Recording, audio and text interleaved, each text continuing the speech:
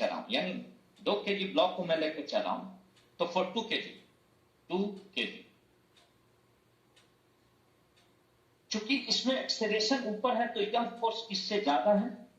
मैंने कहा था कि मैं दोनों हाथ को स्ट्रेच करके खड़ा हूं, हमें कोई इधर 10 न्यूटन से खींच रहा है, कोई हमें इधर 2 न्यूटन से खींच रहा है, तो मैं किधर जाऊंगा? इधर। क्यों जाऊंगा? फोर्स ज्यादा है। कितना ज्यादा है? तो 8 नहीं, कितना? 10 - 2, clear? And 10 - 2 will give you net force. तो यह ब्लॉक किधर जा रहा है? ऊपर। ऊपर क्यों? क्योंकि एक फोर्स इससे ज्यादा है। कितना ज्यादा है? तो T - 2g। तो यहां पर T - 2g, this is net force, and net force is equal to mass into acceleration, clear? 4 kg block, अब 4 kg ब्लॉक के लिए ये ब्लॉक नीचे की तरफ जा रहा है, तो यह फोर्स इससे ज्यादा है। कितना ज्यादा है? तो this is 4g minus t, 4g minus t is equal to mass into acceleration. ये आपके पास पहला इक्वेशन और यह आपके पास दूसरा इक्वेशन। आप इक्वेशन को सॉल्व कीजिए, ए निगेटिव और ए पॉजिटिव, तो adding equation first and second, पहला इक्वेशन और दूसरा इक्वेशन को मैं जोड़ रहा हूं, तो ये माइनस और ये प्लस गेट कैंसिल, और 4g में से -2g, this will give you 2g equal to 4 + 2 6, and therefore g is equal to 3a, हमने कैंसिल किया, and therefore acceleration is equal to g by 3 meter per second square, and this is the acceleration of each block. Whatever be the acceleration of this, same is the acceleration of this block, and therefore acceleration of 2 kg as well as 4 kg both will be same. Next में आता है कि what is, फिर next में आपके पास आ रहा है कि find out the acceleration of 2 kg as well as 4 kg block respectively.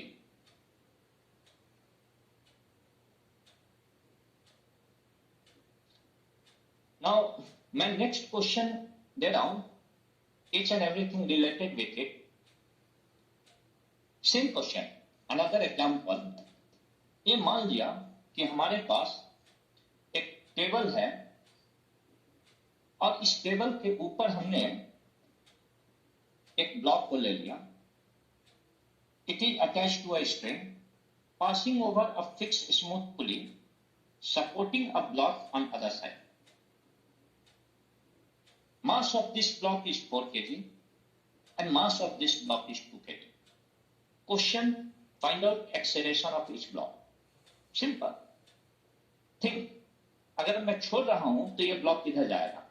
तो जिस एक्सेलरेशन से यह ब्लॉक नीचे की तरफ जाएगा, उसी एक्सेलरेशन से यह ब्लॉक इधर की तरफ जाएगा। Draw free body diagram on each block. यहां 4g नीचे, टेंशन T है, इसके ऊपर 2g नीचे, नॉर्मल फोर्स ऊपर, स्ट्रिंग को पकड़ा पुल इधर तो टेंशन इधर। सबसे पहले 4 kg ब्लॉक के लिए, तो 4 kg ब्लॉक, ये ब्लॉक चूंकि ये नीचे की तरफ जा रहा है तो यह फोर्स इससे ज्यादा है। कितना ज्यादा? तो that is 4g minus t is equal to 4a, और दिस इज फर्स्ट इक्वेशन। लेकिन यह ब्लॉक किधर जा रहा है? इस तरफ।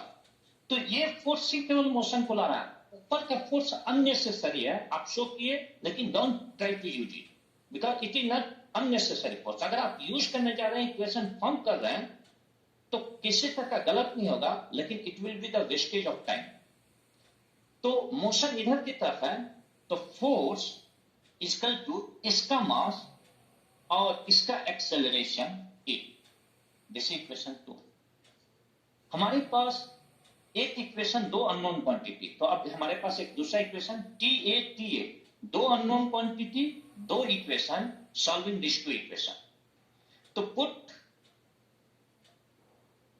इक्वेशन 2 इन इक्वेशन 1, तो that is 4g minus t का वैल्यू यहां क्या है? 2a इक्वल टू 4a, तो that is 4g equal to इस टर्म को उधर लेके आए तो 4a plus 2a that is equal to 4g is equal to 6a and therefore 2g by 3 meter per second square is equal to acceleration and this is the acceleration of these two blocks. ये हमारे पास acceleration आया इस दो block का। अगर question में पूछा कि find out tension force acting on a string, तो इस ए का वैल्यू किसी एक इक्वेशन में डाल दीजिए, you will get the value of T. तो यहीं पर क्वेश्चन फॉर्म में find out tension force acting on string.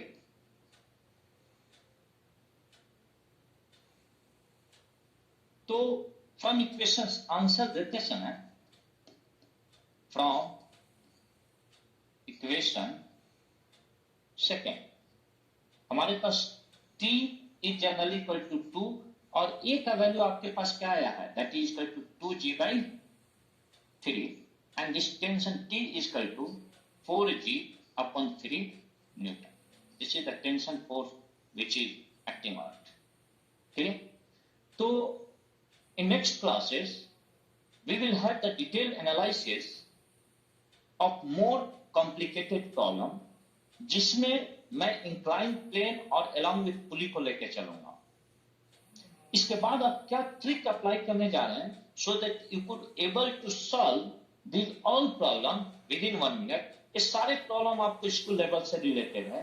यदि किसी सिस्टम के अंदर एक या एक से ज्यादा पुली इन्वॉल्व हो, अगर किसी सिस्टम के अंदर एक या एक से ज्यादा पुली इन्वॉल्व हो, then how you are going to solve such type of a problem. For example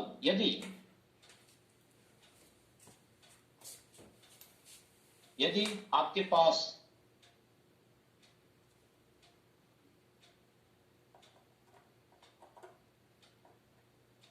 हमने एक पुली यहां ले लिया,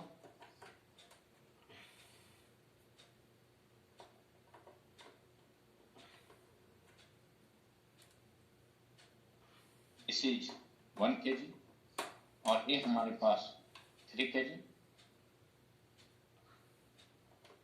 Now it is asked that find out the acceleration of each block which is acting on a string.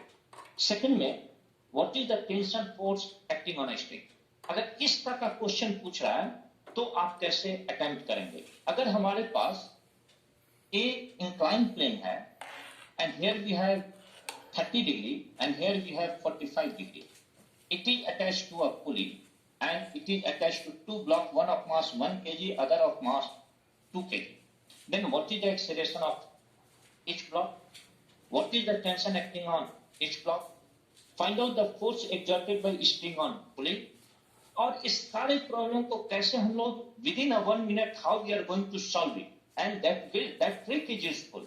एक हमारे पास conventional method होगा और दूसरा लॉजिकल मेथड, जिससे हम लोग प्रॉब्लम को डील करेंगे and we could easily solve the problem. Okay, thank you.